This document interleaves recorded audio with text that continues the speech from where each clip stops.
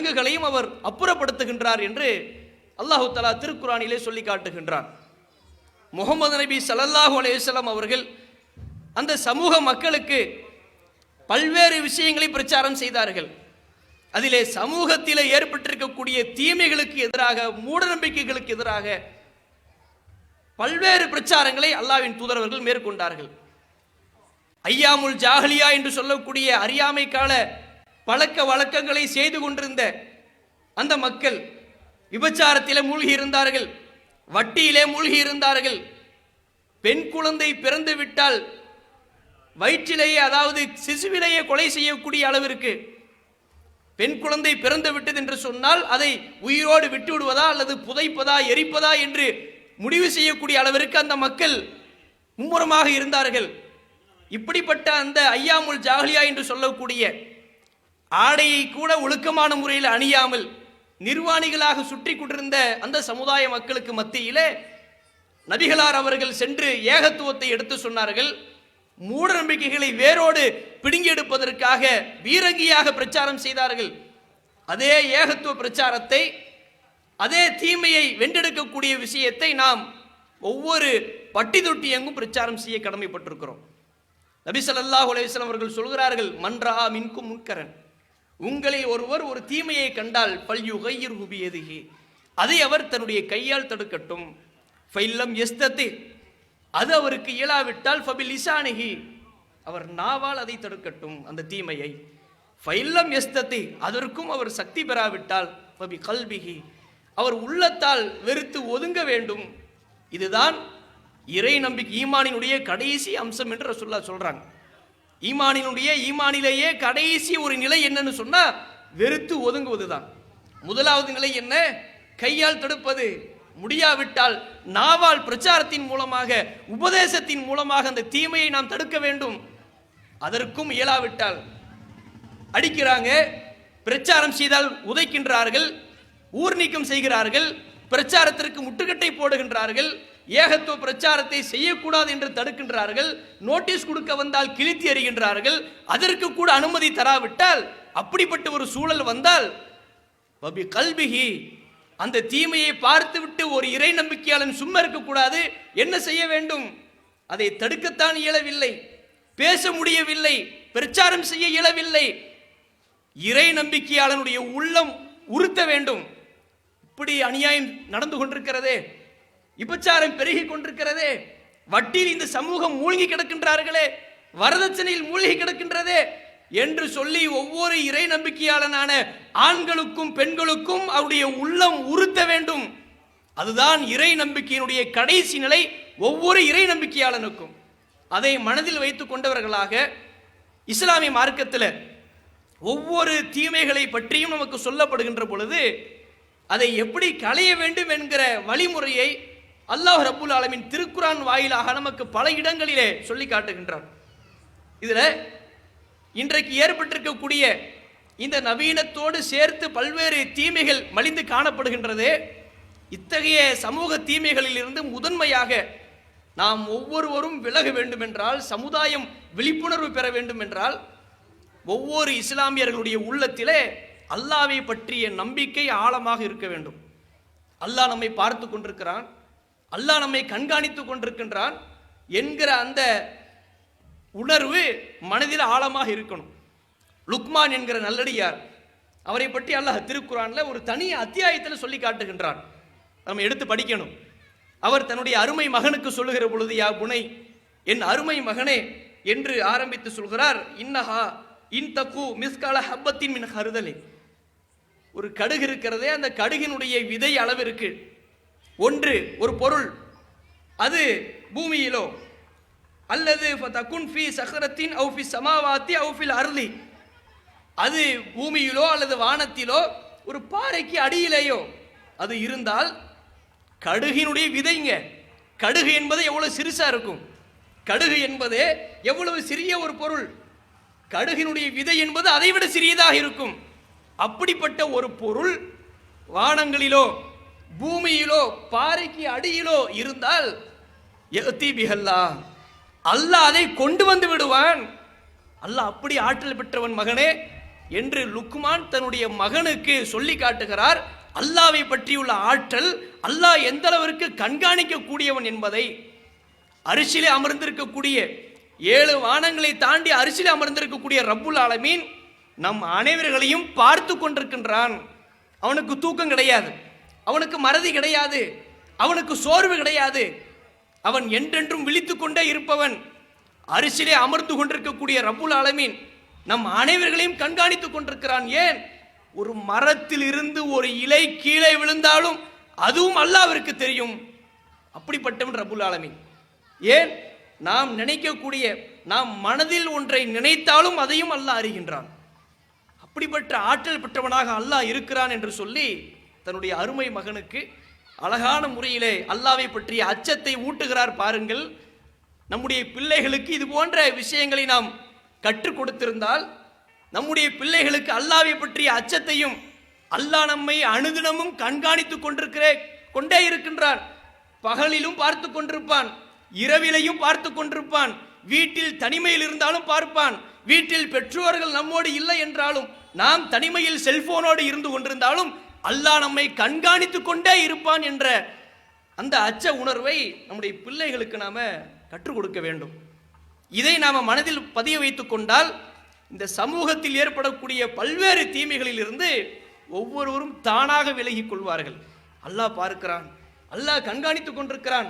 வீட்டில் யாரும் இல்லை, பெற்றோர்களும் இல்லை, எந்த நண்பர்களும் நம்மோடு இல்லை, நாம தனிமையில இருக்கிறோம், யாரும் நம்மை கண்காணிக்கவில்லை என்ற அந்த சிந்தனை வராது.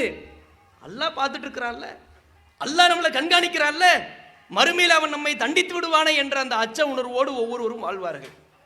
இன்றைக்கு சமூகத்தில் பார்க்கிறோம் எந்த அளவிற்கு அனாச்சாரங்கள் மலிந்து காணப்படுகின்றது. குறிப்பாக மதுவிற்கு அடிமையாக இருக்கக்கூடிய பல பேர், அவருடைய குடும்பம் எந்த அளவிற்கு நாசமாகி கொண்டிருக்கிறது.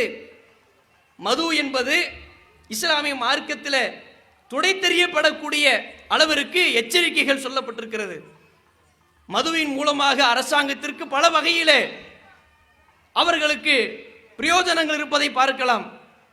சொல்லப்போனால் அந்த மது பாட்டிலேயே போட்டிருக்கிறார்கள், என்ன மது நாட்டிற்கும் வீட்டிற்கும் உடலுக்கும் கேடு என்று சொல்லி.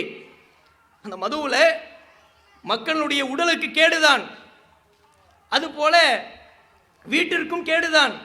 இந்த நாட்டிற்கு கேடுன்னு போட்டிருக்கிறான் இல்லையா, அதை மாற்றிக்கொள்ள வேண்டும். நாட்டிற்கு கேடு விளைப்பது அது வேற ப்ராப்பர்ட்டிங்க, நாட்டை நாசமாக்குறது யாருங்கிறது அது வேற ஒன்று இருக்குது. மக்களை எப்படியெல்லாம் வழிகட்டில் கொண்டு செல்ல வேண்டுமோ, மக்களை நாசமாக்கக்கூடிய நபர் என்பவர் வேறு, நாட்டிற்கு கேடு விளைக்கக்கூடியவர் அவர். ஆனால் மதுவின் மூலமாக இந்த அரசாங்கத்திற்கு பல வகையில் என்ன இருக்கிறது, பிரயோஜனங்கள் இருக்கிறது. அதை வைத்துத்தான் அரசு செயல்பட்டு கொண்டிருப்பதை பார்க்கலாம். இதை குடித்துக் கொண்டிருக்கக்கூடிய நபர்களுடைய வாழ்வு என்பது எந்த அளவுக்கு இருக்கிறது? குடும்பத்தில் மகிழ்ச்சி இருக்கின்றதா? தன்னுடைய வாழ்நாளில் அவர் மகிழ்ச்சியோடு வாழ்கின்றாரா? குடித்துவிட்டு குடும்பத்திலே பல்வேறு பிரச்சனைகள், தலாக் என்று சொல்லக்கூடிய அளவிற்கு வரக்கூடிய ஒரு நிலை, குடும்பத்திலே வெறித்தனமாக தன்னுடைய தாயை, தன்னுடைய குழந்தைகளை எல்லாம் கொன்று குவிக்கக்கூடிய ஒரு அவல நிலைகள் எல்லாம் சமூகத்திலே நடந்து கொண்டிருக்கிறது. மது உள்ளே சென்று விட்டால் மதி போய்விடும் என்ற அடிப்படையிலே யார் தாய் யார் பிள்ளை என்று கூட தெரியாமல் மதுவை குடித்த அந்த நிலையிலே தன்னுடைய அறிவு கெட்டுவிட்டு அவன் தன்னுடைய மகளிடத்திலே பல்வேறு கட்டங்களிலே தவறான மானபங்கம் படுத்துவதற்காக வேண்டி பல்வேறு முயற்சிகளை செய்கின்றான். அந்த முயற்சி ஒரு கட்டம் என்ன ஆனது என்பதை இந்த சபையில சொல்ல முடியாது. ஒரு தந்தை தன்னுடைய பிள்ளை இடத்திலே தவறாக நடக்கக்கூடிய அளவிற்கு இந்த மது என்பது தள்ளி கொண்டிருக்கிறது. தன்னுடைய தாயிடத்தில் தவறாக நடக்கக்கூடிய ஒரு அளவிற்கு இந்த மது.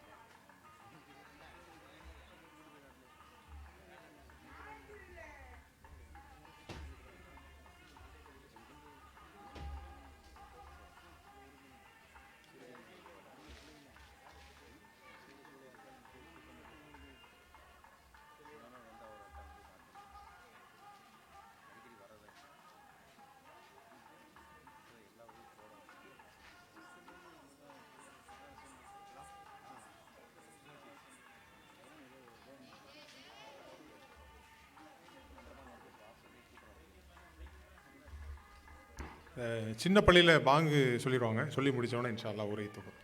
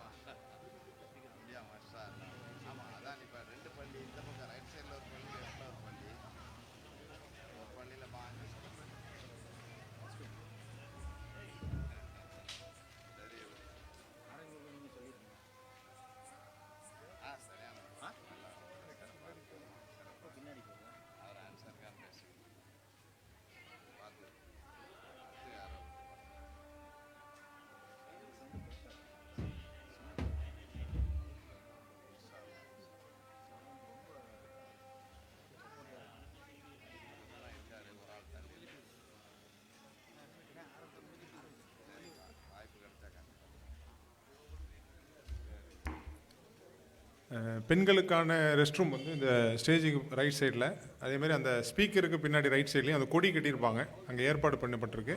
தேவை உடையவங்க பயன்படுத்திக்காங்க இன்ஷா அல்லாஹ்.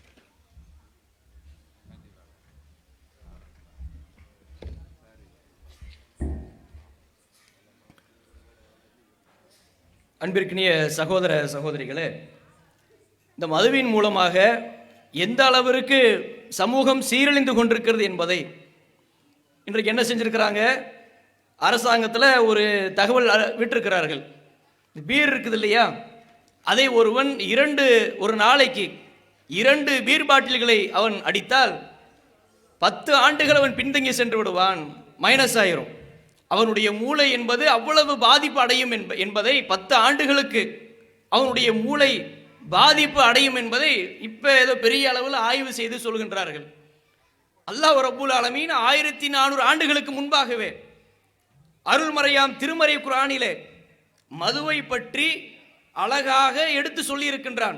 இது எந்த அளவிற்கு சமூகத்திற்கு கேடு, இந்த மதுவின் மூலமாக எந்த பயனும் இல்லை என்பதை, சில பயன்களை தவிர அதிகமான கேடுகள் தான் இதில் இருக்கிறது என்பதை இன்றைக்கு நீ ஆய்வு செஞ்சு சொல்லி இருக்கிற. அல்லாஹ் ரப்பூல் ஆலமீன் அன்றைக்கு அதை தோலிருத்து காட்டிவிட்டான். எந்த அளவிற்கு யஸ்அலூன அனில் ஹம்ரி வல் மைசிரி குல் ஃபீஹிமா இஸ்முன் கபீருன், நபியே உம்மிடத்திலே இந்த மதுவை பற்றியும் சூதாட்டத்தை பற்றியும் கேட்கிறார்கள், அவர்களுக்கு நீ நெற்றியில் அடித்தால் போல் பதில் சொல்ல வேண்டும். இஸ்முன் கபீருன், அதிலே பெரிய பாதிப்புகள் தான் இருக்கிறது, பெரும் பாவம் அது. மனாஃபிஉ லின்னாசி, மக்களுக்கு அதில் சில பயன்களும் இருக்கின்றது. இஸ்முஹுமா அக்பரு மின் நஃபஇஹிமா, பயன்களை விட அதிகமான கேடுகள் தான் அதில் நிறைந்து காணப்படுகின்றது. சமூகத்திற்கும் கேடு, உடலுக்கும் கேடு, பெரிய அளவில் அதில் பாதிப்பு இருக்கின்றது என்பதை இந்த வசனம் நமக்கு சொல்லி காட்டுகிறது. அதுபோல இன்னமா யுரீது ஷைத்தானு ஐயுகிய பைனக்குமுல் அதாவத்து வல் பகலா ஃபில் ஹம்ரி வல் மைசிர், இந்த மதுவிலும் இந்த சூதாட்டத்தின் மூலமாகவும் மனிதர்களுக்கு மத்தியிலே ஒரு வெறுப்பையும் ஒரு பகைமையையும் தான் ஷைத்தான் என்ன செய்கின்றான், ஏற்படுத்துவதற்கு விரும்பி கொண்டிருக்கிறான். ஷைத்தானுடைய காரியமா இல்லையா? இது ஷைத்தானுடைய ஊசலாட்டங்களா இல்லையா? அவன்தான் மனிதனை தவறான வழியின் பக்கம் வழிநடத்தி சென்று கொண்டிருக்கிறான். இந்த மதுவின் மூலமாக இவன் என்ன ஏற்படுத்துறான்னு சொன்னா, கடுமையான ஒருவருக்கு ஒருவர் மத்தியில பகைமையையும் வெறுப்பையும் கோபத்தையும் தான் இது ஏற்படுத்துகின்றது. இதுல எந்த விதமான நன்மைகள் இல்லை. அரசாங்கத்திற்கு தான் நன்மை. கடந்த பொங்கலிலே அல்லது நியூ இயர் போன்ற காலகட்டங்களிலே பல கோடிகளுக்கு இது விற்பனையாகிறதா இல்லையா? 148 கோடி அளவிற்கு என்ன செய்தது கடந்த பொங்கல் அன்றைக்கு விற்பனையானதை பார்க்கலாம். அப்ப அரசாங்கத்திற்கு அதன் மூலமாக கஜானா நிறைந்து கொண்டிருக்கிறதே தவிர, சமூகம் எப்படி சீரழிந்து போனாலும் சரி, சின்ன பின்னமாக ஆனாலும் சரி, குடும்பத்திலே பெரும் பாதிப்பு வந்தாலும் சரி, மது அறிந்து கொண்டு பல்வேறு வாகனங்கள் விபத்து ஏற்பட்டாலும் சரி, அரசருக்கு எந்த கவலையும் இல்லை. நாம் தான் விழிப்புணர்வோடு இருக்க வேண்டும், நாம் தான் இந்த விஷயத்தில் எச்சரிக்கையோடு இருக்க வேண்டும். எந்த அளவிற்கு என்றால், இந்த கஞ்சா போன்ற விஷயங்களை எல்லாம் இன்றைக்கு அதை தடை விதித்துக் கொண்டிருக்கிறார்கள். அதில் கூட இன்றைக்கு இளைஞர்கள் எந்த அளவிற்கு சீரழித்து கொண்டிருக்கிறாங்க. இந்த ஃபெவிகால் இருக்குது இல்லையா, இந்த ஃபெவிகாலை ஒரு கவரில் போட்டு அதை என்ன செய்யறான்னு கேட்டால் நுகர்ந்து பார்க்கிறான். அதை நுகர்வதன் மூலமாக ஒரு விதமான ஒரு போதை உண்டாகிறதாம். மதுவெல்லாம் தாண்டி அந்த கஞ்சாவை போல, கஞ்சா எப்படி அவனுக்கு பெரிய அளவிற்கு போதையை உண்டாக்குகிறதோ, ஃபெவிகாலை அதை நுகர்ந்து பார்க்கிற பொழுதும் அவனுக்கு அது ஏற்படுகின்றது. அதுபோல என்ன, அந்த பஞ்சர் ஓட்டக்கூடிய இந்த பேஸ்ட் இருக்குது இல்லையா, வாகனங்களுக்கு பஞ்சர் ஓட்டக்கூடிய அந்த பேஸ்டை கூட நுகர்ந்து பார்க்கிறான். எப்படியெல்லாம் இந்த இளைஞர்கள் அந்த போதையை தேடி சென்று கொண்டிருக்கிறார்கள். இதில் யாரும் விதிவிலக்கு இல்லை. 8ஆம் வகுப்பு படிக்கக்கூடிய மாணவனும் சரி, பலரும் சரி, இளைஞர்கள் இந்த மதுவிற்கு அடிமையாகி, புகைக்கு அடிமையாகி, போதைப் பொருட்களுக்கு அடிமையாகி, கடுமையான முறையிலே பாதிப்புகளுக்கு உள்ளாகி, அவர்களும் அவர்களோடு சேர்ந்து சமூகத்தையும் நாசமாகி கொண்டிருப்பதை நம்ம பார்க்கலாம். இன்னும் சொல்ல போனால், சென்னையில் ஒரு பகுதியில் நடந்த ஒரு சம்பவம். மதுவை அறிந்து கொண்டிருந்த ஒருவன் தன்னுடைய மகளிடத்தில் தவறாக நடந்து தன்னுடைய மகளையே கற்பழித்து நாசமாக்கக்கூடிய ஒரு சம்பவம் சமீபத்தில் நடந்தது சென்னை பகுதியில். ஏன், மது உள்ளே சென்று விட்டால் யார் மகள், யார் பெண், யார் அந்நியன் என்று யாருமே அது தெரியாது அவனுக்கு. அந்த அளவிற்கு அந்த மது என்பது சமூகத்தை நாசமாக்கி கொண்டிருக்கிறது. அதுபோல அல்லாஹ் ரப்பூல் ஆலமீன் திருமறை குர்ஆனிலே மனிதனுக்கு பகுத்தறிவை வழங்கி இருக்கின்றான். பகுத்தறிவோடு சிந்தித்து செயல்படக்கூடிய நல்ல சிந்தனையாளனாக இருக்கக்கூடியவர் மனிதன். ஆடு மாடுகள்லாம் சிந்திக்காது, அதுக்கெல்லாம் 5 அறிவு தான். மனிதனுக்கு 6 அறிவை அல்லாஹ் வழங்கி இருக்கிறான், பகுத்தறிவை வழங்கி இருக்கின்றான். எது சரி எது தவறு என்பதை பிரித்து காட்டக்கூடிய அறிவை அல்லாஹ் மனிதர்களுக்கு வழங்கி இருப்பதால் மனிதர்கள் மேன்மைப்பட்டு கொண்டிருக்கிறார்கள், சிறந்தவர்கள் என்கிற பட்டியலில் இருக்கின்றார்கள். ஆனால் இந்த மனிதன், மது அருந்திய மனிதர்கள், மது பிரியர்கள் சில நேரங்களிலே எறும்புக்கு இருக்கக்கூடிய அறிவுக்கு கூட இவர்கள் சமமானவர்கள் அல்ல. எறும்பு என்பது மேல், இவர்கள் மது பிரியர்கள் கீழ். அல்லாஹ் ரப்புல் ஆலமீன் எறும்பை பற்றி திருக்குர்ஆன்ல பேசுறாங்க. எறும்பிற்கு அல்லாஹ் வஹீயை அனுப்புகின்றான். எறும்பு கூட்டம் சாலையிலே சென்று கொண்டிருக்கிறது. அந்த நேரத்தில் சுலைமான் அலைஹிஸ்ஸலாம் அவர்களும் அவருடைய படையினர்களும் வந்து கொண்டிருப்பதை எறும்பு கூட்டத்தில் ஒன்று அறிந்து கொண்டு அந்த எறும்பு படைக்கு சொல்லுகிறது. என்ன சொல்லுகிறது? யா அய்யுஹன் நம்ல், எறும்பு கூட்டமே, உதுகுலு மசாக்கினக்கும், நீங்கள் உங்களுடைய பொந்துகளுக்குள் என்ன செய்து கொள்ளுங்கள், உங்களுடைய குடியிருப்புகளுக்குள் நீங்கள் நுழைந்து விடுங்கள். லா யஹ்தி மன்னக்கும் சுலைமானு வ ஜுனூதுஹு வஹும் லா யஷ்குரூன், சுலைமான் நபியும் அவருடைய படையினரும் அறியாமல் உங்களை மிதித்து விட்டால் நீங்கள் சட்னியாகி விடுவீர்கள். நீங்க என்ன செஞ்சிருங்க, உங்களுடைய பொந்துகளுக்குள், உங்களுடைய வீடுகளுக்குள் நீங்கள் நுழைந்து விடுங்கள் என்று சொல்லி அந்த எறும்பு பேசுகிறது. ஒரு ஆபத்து நமக்கு ஏற்படுகிறது என்று சொன்னால் அந்த ஆபத்தில் இருந்து நம்மை நாம் எப்படி பாதுகாத்து கொள்ள முடியுமோ அந்த அறிவு எறும்புக்கு இருக்குதா, மனுஷனுக்கு இல்லையே. மதுவின் மூலமாக எவ்வளவு பாதிப்பு, எவ்வளவு கேடுகள் என்ற அந்த பட்டியலை நீ குடிக்கக்கூடிய மது பாட்டிலேயே எழுதப்பட்டிருக்கிறது. அதை பார்த்து கொண்டும் குடிக்கிறாயே மனிதா, அதில் ஏற்படக்கூடிய பாதிப்புகள் என்ன என்பதை அறிந்து கொண்டும் சாக்கடையில் விழுவாய், ஆடைகள் விலகும், மானம் பறிபோகிறது, குடும்பத்தில் பிரச்சனைகள் ஏற்படுகிறது, குடும்பத்தில் அனுதினமும் சண்டைகள் தான், பிரச்சனைகள் தான், நிம்மதி இழக்கின்றது. இது போல எல்லா விதமான பாதிப்புகளையும் ஆபத்துகளையும் அறிந்து கொண்டு இந்த மனிதன் என்ன செய்கின்றான், அதை மீண்டும் மீண்டும் குடித்து கொண்டே இருக்கின்றான். அந்த எறும்புக்கு இருக்கக்கூடிய அறிவு என்ன? ஒரு ஆபத்து என்றால், ஒரு மழை பெய்கிறது என்றால், அதனால் தான் எறும்பினுடைய பொந்து என்பது வளைந்து நெளிந்து காணப்படும். அந்த தண்ணீர் உள்ளே வர முடியாத அளவிற்கு அதனுடைய துவாரம் அமைகின்றது. அதோட அறிவை வைத்து அது பயன்படுகிறது. நம்மை மக்கள் மிதித்து விடுவார்கள் என்பதற்காக பாதுகாப்பை தேடிக்கொள்கிறது. அந்த அறிவு கூட மனிதனுக்கு இல்லை, மது பிரியர்களுக்கு இல்லை. இப்போ சாக்கடையில் விழுந்து கிடக்கிறான், தன்னுடைய மானம் பறிபோகின்றது. மது அருந்துவதற்கு முன்பாக நல்ல நிலையில் இருக்கக்கூடியவன் அதை அருந்தியதற்கு பிறகு அவனுடைய வாழ்க்கை தாறுமாறாக செயல்படுவதை பார்க்கலாம். அல்லாஹ் இதை தடுக்கின்றான்.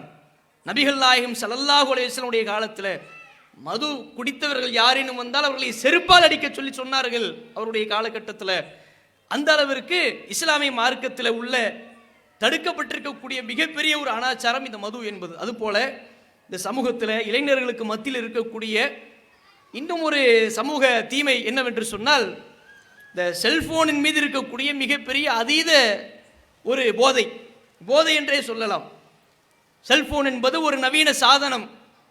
ஒருவர் இன்னொரு பகுதியில் இருக்கக்கூடிய நபரிடத்தில் பேசுவதற்குண்டான வந்த அந்த கருவி, காலங்கள் செல்ல செல்ல ஃபேஸ்புக் அதில் வருகிறது, வாட்ஸ்அப் வருகின்றது, பல்வேறு செயலிகள், அப்ளிகேஷன்கள் அதில் நுழைக்கப்படுகின்றது, தன்னையே உருமாற்றம் செய்யக்கூடிய செயலிகள் அதில் இருக்கின்றது. அந்த செல்போன் மூலமாக இந்த சமூகம் எந்த அளவிற்கு நாசமாகி கொண்டிருப்பது என்பதை, அதிகமான நன்மைகள் இருந்தாலும் தீமைகளும் அதில் மலிந்து காணப்படுகின்றது. நாம நம்முடைய பிள்ளைகளுக்கு செல்போன் தேவை என்று சொல்லி நாம் வாங்கி கொடுத்து விடுகின்றோம். ஒரு பள்ளியிலே படிக்கக்கூடிய குழந்தைக்கு செல்போன் தேவை என்று சொன்னால், ஒரு மாணவிக்கு தேவை என்று சொன்னால் அதை கண்காணிக்கக்கூடியவர்களாக நாம் இருக்க வேண்டும். ஒரு கல்லூரியில் படிக்கக்கூடிய ஒரு மாணவிக்கோ மாணவனுக்கோ அது தேவை என்று சொன்னால் எந்த அடிப்படையிலே அது தேவைப்படுகிறதோ அப்படி வாங்கி தர வேண்டும். அதே நிலையில கண்காணிப்பு என்பது அவசியம். கண்காணிப்பை நாம் தவறவிட்டோம் என்று சொன்னால் அது யாரோடு பேசுகின்றது, எதற்காக, என்ன அதிலே அதை அவர்கள் பயன்படுத்தி கொண்டிருக்கிறாள் என்பதை எல்லாம் பெற்றோர்களாகிய நாம் தான் கவனத்தில் கொள்ள வேண்டும். இப்ப சமீபத்தில் பாருங்க, இன்றைக்கு உள்ள செய்தி பத்திரிகையில் வந்த ஒரு செய்தி. திருச்சியில ஒருவர், அதாவது 11ஆம் வகுப்பு படிக்கக்கூடிய மாணவனோடு ஆசிரியை, 26 வயது இருக்கக்கூடிய ஒரு ஆசிரியை ஓட்டம் எடுத்து ஓடினார் என்று பேப்பர்ல போட்டிருக்கிறான். 11ஆம் வகுப்பு படிக்கக்கூடிய மாணவனும் ஆசிரியரும் ஓட்டம் எடுக்கின்றார்கள் என்றால் அப்ப ஆசிரியருடைய பாடத்தினுடைய நிலை என்ன என்பதை புரிந்து கொள்ளலாம். தன்னுடைய குடும்பத்தை எல்லாம் 5ஆம் தேதி ஓடினான், இன்றும் பிடிபடவில்லை. 5ஆம் தேதி வீட்டு பள்ளிக்கூடத்திற்கு சென்று விட்டு வீடு திரும்பிய அந்த சிறுவன் பெற்றோரிடத்திலே சொல்லுகின்றான், அம்மா நான் அந்த மாதிரி ஃப்ரெண்டு வீட்டுக்கு போயிட்டு வரேன் என்று சொல்லிக்கொண்டு சென்றவன் தான் அன்றைக்கும் வீட்டிற்கு வரவில்லை, அதற்கு அடுத்த நாளும் வரவில்லை, எங்கும் தேடியும் கிடைக்கவில்லை. காவல்துறைக்கு தகவல் சொல்லிக் கொண்டிருக்கிறார்கள், சொன்னதற்கு பிறகும் தேடிக்கொண்டே இருக்கின்றார்கள். அதே நாளில் தான் அந்த ஆசிரியையும் ஓட்டம் எடுத்திருக்கின்றாள். அப்ப 2 பேரும் ஓட்டம் எடுத்திருக்கிறார்கள் என்கிற ஒரு சூழல் வந்திருக்குதுன்னு சொன்னா, தன்னுடைய பெற்றோர்களை எல்லாம் தூக்கி எறிந்து விட்டு ஓடி இருக்கிறான் என்றால் அந்த பெற்றோர்களுடைய உள்ளம் எந்த அளவிற்கு வேதனைப்படும். தன்னை பெற்றெடுத்த அந்த தாயை பற்றி நினைத்திருந்தானா? தன்னுடைய தந்தையை அவன் நினைத்தானா? தமக்காக தூங்காமல் இருப்பார்களே, நமக்காக சாப்பிடாமல் இருப்பார்களே, நமக்கு உணவளித்து விட்டு தானே அவர்கள் சாப்பிடுவார்கள். அப்படிப்பட்ட அந்த தாயினுடைய பாசத்தை எல்லாம் தூக்கி எறிந்து விட்டு ஒரு அந்நிய பெண்ணோடு இவன் ஓட்டம் எடுக்கின்றான் என்றால் இதற்கு அடிப்படை காரணம் என்ன? தனிமையிலே ஒருவன் செல்போனிலே அதிகமாக பேசிக் கொண்டிருக்கிறான் என்றால் அதுல என்ன பேசுகிறான், யாரோடு பேசுகிறான் என்பதை எல்லாம் பெற்றோர்கள் கவனிக்க தவறுகின்றார்கள். இப்ப காதல் வலையில பல பேர் இப்படி போயிட்டு இருக்கிறாங்க. அது போல இன்னொரு பகுதியில துறையூர் என்று திருச்சியிலே துறையூர் என்று சொல்லக்கூடிய ஒரு பகுதியில நடந்த நிகழ்வுகள், இது போன்ற பல்வேறு விஷயங்கள் நடந்து கொண்டிருக்கிறது. ஒருவன் ஒருவரை காதலிக்கின்றான் ஃபேஸ்புக் வாயிலாக. ஃபேஸ்புக்கில் இவன் காதல் செய்கின்றான்.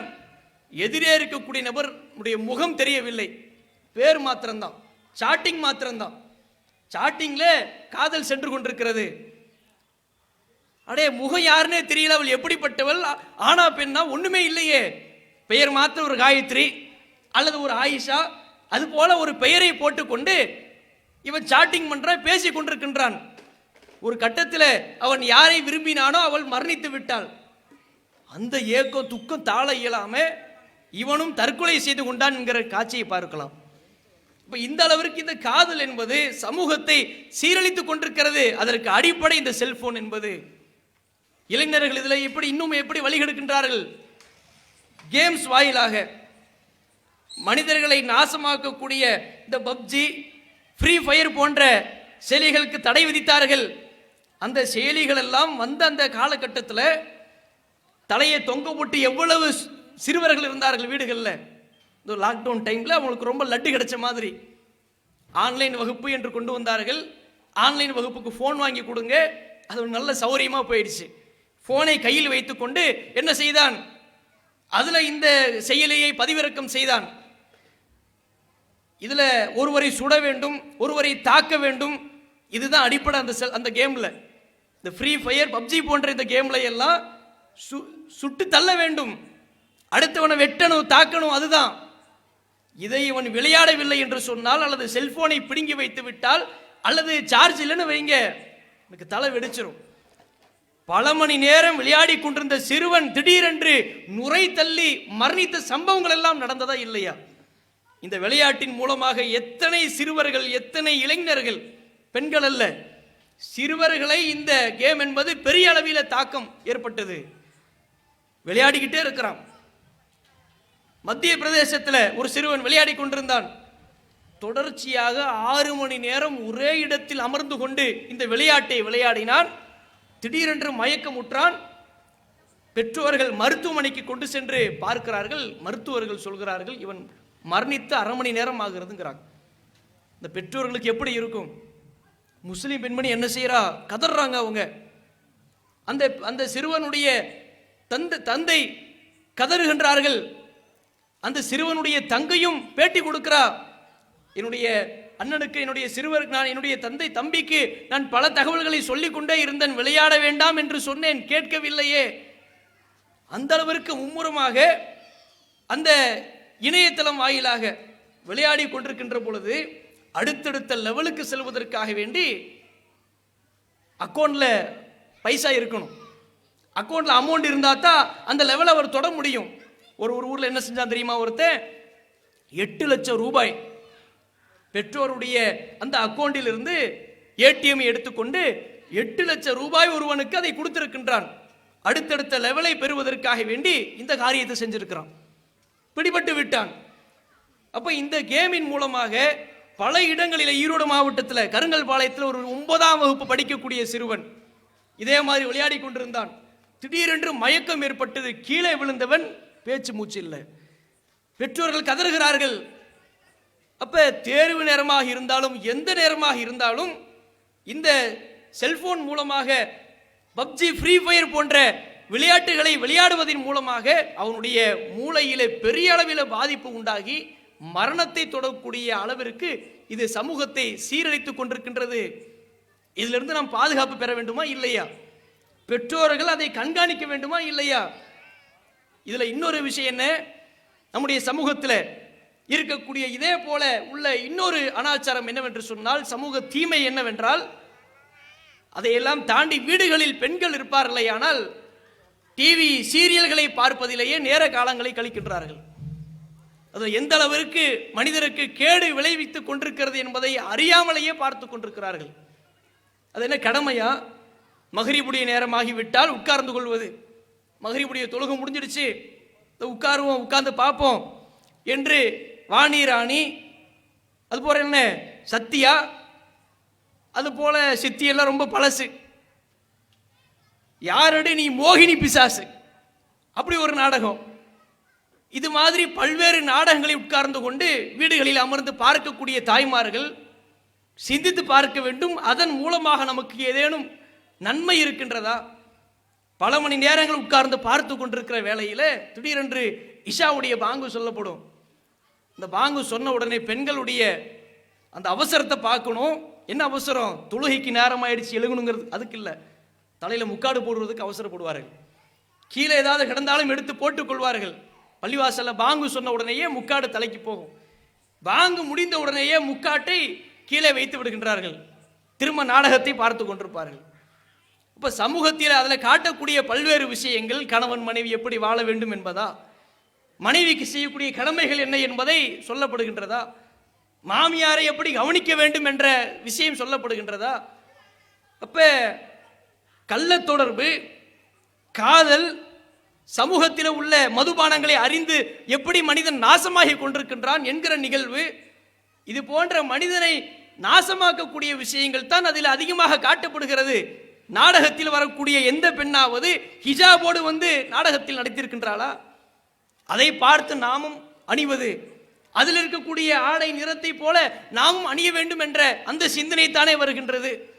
நாடகத்தை பார்த்து அதிலே பல்வேறு நேரங்களை கழிக்கக்கூடியவர்களுக்கு மறுமையிலே அல்லாஹ் ரப்புல் ஆலமீன் நேரத்தை குறித்து விசாரணை செய்ய மாட்டானா?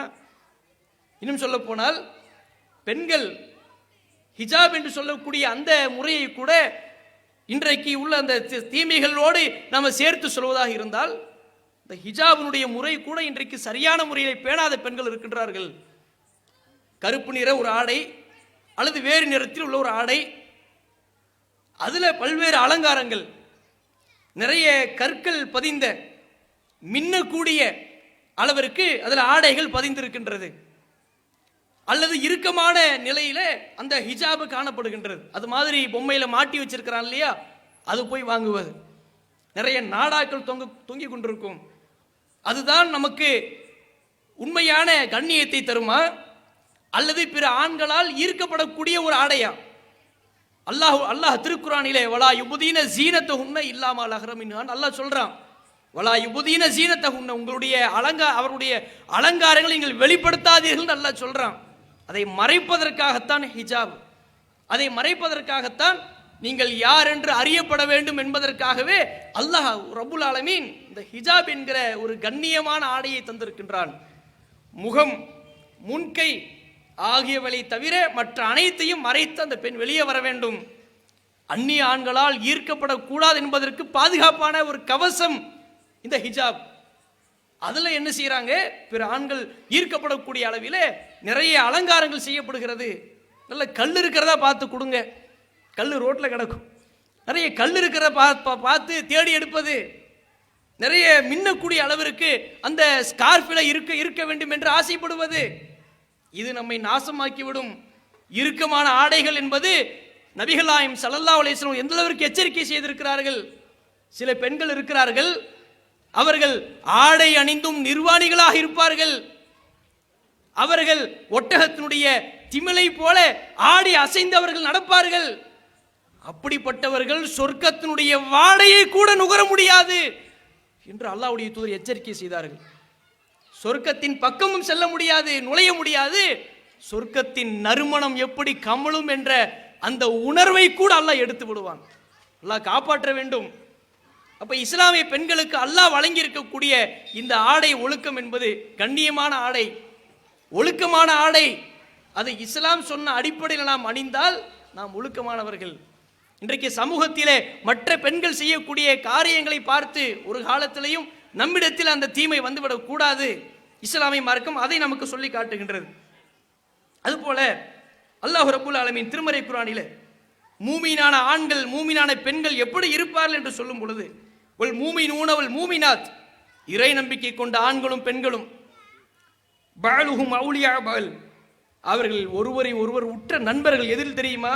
யாமுரூன பில் மஅரூஃப் வ யன்ஹவுன அனில் முன்கர், அவர்கள் நன்மையை ஏவுவதிலேயும் தீமையை தடுப்பதிலேயும் ஒருவருக்கொருவர் உற்ற நண்பர்களாக இருக்கிறார்கள். வ யுகீமுன ஸலா, அவர்கள் தொழுகை நிலைநாட்டுவார்கள். வ யுத்தூன ஸக்கா, ஸகாத்தை கொடுப்பார்கள். வ யுத்தீஊன அல்லாஹ் வ ரசூலா, அல்லாஹ்வுக்கும் அவன் தூதருக்கும் கட்டுப்பட்டு நடப்பார்கள். உலாயிக ஸயர்ஹமுல்லாஹு, அல்லாஹ் அவர்களுக்கு இரக்கம் காட்டுகிறான், சொல்லி காட்டுறான். அப்ப இறை நம்பிக்கை கொண்ட பெண்கள் எப்படி இருக்க வேண்டும்? நன்மையை ஏவ வேண்டும். சமூகத்திலே நடக்கக்கூடிய பல்வேறு தீமைகளை எதிர்த்து பிரச்சாரம் செய்யக்கூடியவர்களாக அவர்கள் இருக்க வேண்டும். அதுபோல தொழுகை நிலைநாட்டணும். நம்மிடத்தில் நல்லறங்களை அதிகப்படுத்திக் கொள்ளக்கூடிய பல்வேறு இபாதத்துகள் நம்மிடத்தில் வர வேண்டும். இப்படி தொடர்ச்சியாக நல்லறங்களோடு நாம் ஊறி திளைத்திருந்தால்தான் தீமைகள் என்பது அவ்வப்போது அப்படியே அது இல்லாமல் போய்விடும். மற்ற சமூகத்தில் இந்த தீமைகள் என்பதை ஒழிக்க மாட்டார்கள், நன்மையை மாத்திரம் சொல்வார்கள். எப்படி? ஒரு இருட்டான பகுதிங்க, அதில் விளக்கை கொண்டு சென்றால் எப்படி வெளிச்சம் வந்து விடுகின்றதோ அதுபோல நன்மையான விஷயங்களை மாத்திரம் மக்களுக்கு சொல்லிக் கொண்டிருந்தாலே போதும், தீமை ஒளிந்துவிடும். வியாக்கியானம் இப்படி கொடுக்கின்றார்கள். ஒரு இருட்டு பகுதியில் வெளிச்சத்தை கொண்டு போனால் எப்படி வெளிச்சமாகுதோ அது மாதிரி அந்த இருட்டு இல்லாமல் போகுதோ. நன்மையை மாத்திரம் சொல்லி கொண்டிருந்தா போதும். பீடி குடிக்காதன்னு சொல்லக்கூடாது, மதுபானங்களை அருந்தாதேன்னு சொல்லக்கூடாது, வட்டி வாங்காதேன்னு சொல்லக்கூடாது, விபச்சாரம் பண்ணாதேன்னு சொல்லக்கூடாது. நன்மையை மாத்திரம் சொல்ல வேண்டும். தொழுகையை பேணுங்கள், தஸ்பீஹ் பண்ணுங்கள், தர்மம் செய்யுங்கள், அது சொன்னா போதும், தீமை போய்விடுங்கிறாங்களே. இன்றைக்கு வரதட்சணையின் பெயரால் சமூகம் எந்த அளவிற்கு நாசமாகி கொண்டிருக்கக்கூடிய ஒரு காட்சியை நம்ம பார்க்கலாம். சமூகத்தில் உள்ள இன்னொரு விஷயம் என்ன? வரதட்சணை கொடுமை. ஒரு பெண்ணை திருமணம் செய்வதாக இருந்தால் இஸ்லாம் சொல்லக்கூடிய அழகிய ரொம்ப சிம்பிளான ஒரு அடிப்படை, அவளுக்கு மகரை கொடுத்து திருமணம் செய்ய. அதுதான் மகரை கொடுத்து திருமணம் செய்யணும். வாத்து நிசா சதுகாத்திஹ்ன நிஹ்லா, மனம் முடிக்கக்கூடிய அந்த மணப்பெண்ணுக்கு மகர் தொகை எடுத்து கொடு, அள்ளி கொடு என்று அல்லாஹ் சொல்றான். அவன்கிட்ட வாங்குன்னு அல்லாஹ் சொல்லல, சொரண்டுன்னு சொல்லல, பிச்சை காசை கேட்க சொல்லல, நீ கொடுறாங்கிறான் அல்லாஹ். ஆனால் பல்வேறு பகுதிகளில் ஒரு பெண்ணை திருமணம் செய்வதாக இருந்தால் வரதட்சணையாக எவ்வளவு தருகிறீர்கள், நகையாக எவ்வளவு தருகிறீர்கள், பொருளாக எவ்வளவு தருகிறீர்கள், வாகனம் தருவீர்களா? இப்படி கேட்கக்கூடிய ஒரு காட்சியை பார்க்கலாம். சொத்து என்ன, சொந்தமாக வீடு உண்டா, வாகனம் ஏதேனும் உண்டா, நகை இருக்கின்றதா என்றெல்லாம் பெண் வீட்டாரிடத்தில் கேட்கக்கூடிய காட்சியை பார்க்கலாம். இவ்வாறு கேட்கக்கூடிய நிலை லட்சக்கணக்கில் கேட்கிறான். அந்த லட்சத்தை கூட அந்த பெற்றோர்கள் பார்த்திருக்க மாட்டார்கள். அப்படிப்பட்ட அந்த பெற்றோர்கள் தன்னுடைய மகளுக்கு திருமணம் முடிக்க வேண்டும் என்பதற்காக, ஒரு வாழ்வு அமைய வேண்டும் என்பதற்காக பள்ளிவாசலுடைய வாசலில் நின்று கையேந்தக்கூடிய காட்சியை பார்க்கலாம். பிச்சை கேட்கக்கூடிய அவல நிலையை பார்க்கலாம். பள்ளிவாசலாக செல்கிறார்கள். மகளுக்கு திருமணங்க, பொருளாதாரம் இல்லை, வரதட்சணை கேட்கிறாங்க, எங்களால் அதை தர இயலவில்லை, அக்கம் பக்கத்தில் கடன் வாங்குறோம். அந்த கடனை அடைக்க முடியாமல் பல்வேறு தாய்மார்கள் தற்கொலை செய்த சம்பவங்கள் உண்டா இல்லையா? இந்த அளவிற்கு இந்த வரதட்சணையுடைய கொடுமை என்பதை பல ஊர்களில் திருமணம் முடிக்காமலேயே பல பெண்கள் இருக்கதை பார்க்கலாம். இஸ்லாமிய மார்க்கம் இந்த வரதட்சணை என்கிற இந்த கொடுமையை துடை தெரியக்கூடிய வகையிலே நம்முடைய ஜமாத்திலே பட்டி தொட்டி எங்கும் பிரச்சாரங்கள், வீரங்கி போல சிறுவர்கள், மதரசா சிறுவர்கள், குழந்தைகள் உட்பட பல இடங்களிலே வரதட்சணைக்கு எதிராக பிரச்சாரம் செய்தோம். அதனுடைய அடிப்படையாக அல்லாஹ்வுடைய உதவியால் வாங்கிய வரதட்சணையை திருப்பி கொடுத்த ஒரு சமுதாயமாக இஸ்லாமிய சமூகம் மாறியது. அந்த அளவிற்கு இந்த வரதட்சணை என்கிற ஒரு பேயை, இந்த வன்கொடுமையை நம்முடைய சமூகத்திலிருந்து நாம் துடை தெரிய வேண்டும் என்றால் இனி வரக்கூடிய காலங்களிலே இன்ஷா அல்லாஹ் நான் எந்த வரதட்சணையும் கேட்க மாட்டேன், மகர் என்கிற தொகையை நான் கொடுத்துத்தான் திருமணம் செய்வேன் என்கிற அந்த உறுதிமொழியோடு எதிர்கால இளைய சமுதாயம் உறுதிமொழி எடுக்க வேண்டும். அதை நாம் அடிப்படையாக கவனத்தில் கொள்ள வேண்டும். அதுபோல இஸ்லாமிய மார்க்கத்தில் இது போன்ற தீமையான விஷயங்களை எல்லாம் நாம் மக்களுக்கு எடுத்து பிரச்சாரம் செய்கின்ற பொழுது பல்வேறு எதிர்ப்புகளையும் பல்வேறு பிரச்சனைகளையும் நாம் சந்திப்போம். உதாரணத்திற்கு வரதட்சணை திருமணம் நடக்கின்றது, உறவுகள் அழைக்கின்றார்கள், மகளுக்கு திருமணம் வச்சிருக்கிறேன், திருமணத்திற்கு வந்துருங்க அப்படின்னு கூப்பிடுறாங்க. நாம் என்ன பார்க்கணும் தெரியுமா? அந்த திருமணம் மார்க்க அடிப்படையில், நபி வழி அடிப்படையில் நடக்கிறதான்னு பார்க்கணும். அல்லாஹ் ரசூல் சொன்ன மாதிரி அந்த திருமண சபை இருக்குதான்னு பார்க்கணும். வரும்பொழுதே பத்திரிக்கையோடு வருவாங்க. அந்த பத்திரிக்கையில் பார்த்தீங்கன்னா முபாரக்கான வேளையில் 10 to 11 மணிக்குள் அப்படின்னு போட்டிருப்பாங்க. நபிகளாருடைய துவா பரக்கத்தால், ரசூலுல்லாஹ் துவா செஞ்சிருப்பாங்களா? நபிகளாருடைய துவா பரக்கத்தாலும் முன்னோர்களுடைய துவா பரக்கத்தாலும், முன்னோர்கள் எல்லாம் கபூர்ல இருந்து எழுந்து துவா கேட்க போறாங்க. ரசூலுல்லாஹ் துவா கேட்க போறாங்களா இந்த திருமணத்திற்காக? இவைகளெல்லாம் போட்டு பத்திரிக்கையோடு வந்து நிற்பார்கள்.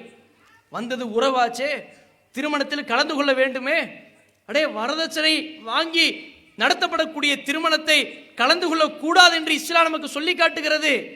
அல்லாஹ்வுடைய வசனங்கள் கேலி செய்யப்படக்கூடிய சபையாக அது காட்சியளிக்கின்றது. ஃபலா தக்உது மஅஹும் என்று அல்லாஹ் சொல்கிறான். அல்லாஹ்வுடைய வசனங்கள் கேலி செய்யப்படுவதை, மறுக்கப்படுவதை நீங்கள் பார்த்தால் நீங்கள் அங்கே செல்லாதீர்கள், அவர்களோடு அமராதீர்கள். இல்லை, நான் போய் அந்த வரதட்சணை திருமணத்தில் கலந்து கொள்கிறேன், சாப்பிடாமல் வந்து விடுகிறேன், அந்த உணவில் நான் கலந்து கொள்ளவில்லை, மணமகனை பார்த்து துவா செய்து விட்டு வந்து விடுகிறேன், சபைக்கு மாத்திரம் போயிட்டு வரேன், இன்னக்கும் இதன் மிசிலுக்கும், அவ்வாறு நீங்கள் சென்றால் அங்கே நடக்கக்கூடிய அத்தனை அனாச்சாரங்களிலையும் நீங்களும் பங்கெடுத்ததற்கு சமம் என்று அல்லாஹ் சொல்லி காட்டுகிறான். இது மாதிரி கேட்ப, நீ இது மாதிரி வியாக்கியானம் கொடுப்ப என்பதற்காகவே அல்லாஹ் தஆலா சொல்லி காட்டுகின்றான். இப்போ வரதட்சணை திருமணங்களிலே எத்தனை இஸ்லாமிய சமுதாயம் சென்று சபைகளிலே கலந்து கொள்ளக்கூடிய காட்சியை பார்க்கலாம். மணமகளுடைய விருந்துகளிலே கலந்து கொள்ளக்கூடிய காட்சியை பார்க்கலாம். இப்போ திருமணத்தினுடைய மொத்த செலவும் ஆணை சார்ந்தது, மகர் ஆணை சார்ந்தது, வலிமா விருந்து ஆணை சார்ந்தது, பெண்ணுடைய செலவு அல்ல. அவர்களுக்கு சிரமத்தை தராதீர்கள். அப்போ இது போல விஷயங்களை எடுத்து சொல்கின்ற பொழுது நாம் தவிர்ந்திருந்தால், இஸ்லாத்தில் தடுக்கப்பட்ட திருமணத்தில் நான் காலடி எடுத்து வைக்க மாட்டேன், அல்லாஹ் ரசூல் தடுத்த ஒன்றை நான் செய்ய மாட்டேன் என்று உறுதிமொழியோடு, உறுதியான நம்பிக்கையோடு நாம் இருந்தால் நாம பல்வேறு சங்கடங்களை சந்திப்போம். அந்த சங்கடங்களை எல்லாம் சந்தித்து இஸ்லாத்தில் நிலையாக இருந்தோம் என்றால் நாம் வெற்றியாளர்கள். உண்மையாகவே சஹாபாக்களுடைய காலங்களில் எத்தனை நபித்தோழர்கள் இஸ்லாமிய மார்க்கத்தை உறுதியாக பின்பற்றியதால் பாதிக்கப்பட்டார்கள். ரசூல் ஸல்லல்லாஹு அலைஹி வஸல்லம் அவர்கள் காபத்துல்லாஹ்வுடைய வாசலில் படுத்து கிடந்திருந்த அந்த நிலையில் சஹாபாக்கள் ஏகத்துவத்தை ஏற்றதால், இஸ்லாமிய மார்க்கத்தை பின்பற்றியதால் ஊர் நீக்கம் செய்யப்பட்டார்கள், சித்திரவதைக்குள்ளானார்கள். ரசூலாட்ட வந்து முறையிடுறாங்க, எங்களுக்காக நீங்கள் அல்லாஹ்விடத்தில் பிரார்த்தனை செய்ய வேண்டாமா? அல்லாஹ் தஸ்தான் சீருள்ளனா, எங்களுக்காக நீங்கள் ஏதேனும் உதவி செய்ய மாட்டீர்களா? அல்லாஹ்விடத்தில் துவா செய்ய மாட்டீர்களா? அல்லாஹ்வின் தூதர் அவர்கள் கண்கள் சிவந்தர்களாக, கண்டங்கள் சிவந்தர்களாக எழுந்து நின்று சொல்கிறார்கள், லக்கது கானமின் கபலிக்கும், உங்களுக்கு முன்னால் வாழ்ந்தவர்கள், லா யும்ஷத்து பி மஷாத்தில் ஹதீதி பி மிஷாத்தில் ஹதீதி மாதூன இலாமிஹி மின் லஹ்மின், உங்களுக்கு முன் சென்றவர்கள் எந்த அளவிற்கு என்று சொன்னால் இரும்பாலான சீப்புக்களை கொண்டு அவருடைய உடலிலே சொருகப்படுகிறது, எலும்பிற்கும் சதைக்கும் இடையில் அது சொருகப்படுகின்றது. மா யசுது தாலிகன் தீனிஹி, அது அவருடைய மார்க்கத்தை விட்டும் சற்று கூட தடம் புரள செய்யவில்லை. இன்னொரு மனிதனுக்கு வேதனை அளிக்கப்படுகின்றது. யூலஉல் மின்ஷார் அலா மஃப்ரக்கி ரஅஸிஹி, ஒரு மனிதருடைய தலையில இரும்பாலான ரம்பங்கள் வைக்கப்படுகின்றது. அந்த ரம்பங்கள் நடு மண்டையில வைக்கப்பட்டு ஃபயுஷக்கு பிஸ்னைனி, அது அப்படியே உடலை அப்படியே இரண்டு கூறாக பிளக்கின்றார்கள். மா யசுத்துஹு தாலிகன் தீனிஹி, அது அவருடைய மார்க்கத்தை விட்டும் சற்று கூட தடமுறல செய்யவில்லை. இப்படிப்பட்ட ஒரு பாதிப்பு பாருங்கள். ஏகத்துவத்தை ஏற்றதால், ஒரே இறைவனை மாத்திரம் நான் வணங்குவேன் என்ற அந்த கொள்கையில உறுதியாக இருந்ததால் கண்களுக்கு முன்னால் மரணம் ஒன்றன் பின் ஒன்றாக இழுத்து செல்லக்கூடிய தருவாயில இரும்பு சீப்புகள் தான் வைத்திருக்கிறார்கள், இரும்பு ரம்பங்கள் தான் வைக்கப்பட்டிருக்கிறது. அதன் மூலமாகத்தான் நம்மை கொல்ல போகிறார்கள் என்ற அந்த பய உணர்வு இருந்திருக்கலாம். ஆனாலும் ஒரு வாயளவில் ஒரு வார்த்தையை சொல்லி இருந்தால் தப்பித்திருக்கலாம். நீங்க என்ன சொல்றீங்களோ நான் கேட்டுக்கிறேன், இஸ்லாத்தை விட்டுறேன் என்கிற ஒரு வரியை சொல்லி இருந்தால் தப்பித்திருக்கலாம். ஆனாலும் கூட இதே ரம்பங்களால் உடல்கள் கீறி கிழிக்கப்பட்டாலும், உடல்கள் இரண்டாக பிளக்கப்பட்டாலும் இந்த மார்க்கத்தில் நிலையாக இருப்பேன் என்பதை மனதில் ஆழமாக பதிய வைத்ததால் தான் சாவதற்கு ஆசைப்பட்டார்கள். உடல்கள் கிழிக்கப்பட்டதையும் விரும்பி சென்றார்கள். மா யசுத்துஹு தாலிகன் தீனிஹி, அது அவருடைய மார்க்கத்தை விட்டும் தடம்புரள செய்யவில்லை. இஸ்லாத்தில் உறுதியாக நின்றாங்க. அதுதான் உண்மையான ஏகத்துவம், அதுதான் உண்மையான இறையச்சம். இப்படிப்பட்ட பல்வேறு தீமைகளை நாம் எதிர்க்கின்ற பொழுது மரணமே வந்தாலும் இந்த ஏகத்துவ பிரச்சாரத்தை தொடர்ச்சியாக செய்து கொண்டே இருப்போம். சமூகத்தில் நடக்கக்கூடிய பல்வேறு வட்டி வரதட்சணை போன்ற அனாச்சார அல்ஹம்துலில்லாஹி நஹ்மதுஹு வ நஸ்தஈனுஹு வ நஊது பில்லாஹி மின் ஷுரூரி அன்ஃபுஸினா வ மின் ஸய்யிஆத்தி அமாலினா மை யஹ்திஹில்லாஹு ஃபலா முதில்ல லஹு வ மை யுத்லில் ஃபலா ஹாதிய லஹு வ அஷ்ஹது அல்லா இலாஹ இல்லல்லாஹ் வஹ்தஹு லா ஷரீக லஹு வ அஷ்ஹது அன்ன முஹம்மதன் அப்துஹு வ ரசூலுஹு அம்மா பஅத். அஊது பில்லாஹி மினஷ் ஷைத்தானிர் ரஜீம். யா அய்யுஹன்